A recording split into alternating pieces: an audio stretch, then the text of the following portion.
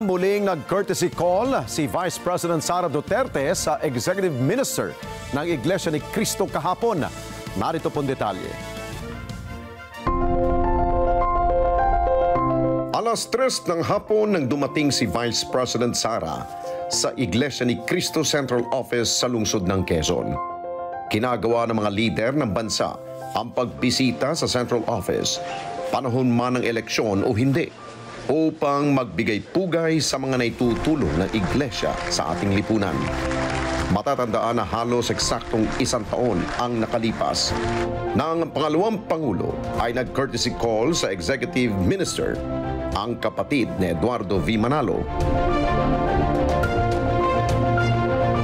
Samantala sa isinagawang pagdalaw kahapon, patuloy niyang kinilala ang mga makabuluhang proyekto ng iglesia, kabilang sa mga ito ang mga paglingap sa ating mga kababayan, lalo na sa panahon ng matitinding kahirapan at mga kalamidad. Ang ganitong programa ay hindi lamang matagumpay na naisasagawa ng Iglesia ni Cristo sa ating bansa, kundi maging sa iba't ibang panig ng mundo, lalo't kapag sumasapit ang buwan ng Oktubre, kung kailan isinasagawa ang worldwide lingap sa mamamayan. Ang isa pa sa mga may tuturing na malaking naitutulong ng iglesia sa ating lipunan ay ang pagtuturo ukol sa ikapagiging mabuting Pilipino, pagkakaroon ng maayos na pamumuhay at pagiging masunurin sa pamahalaan.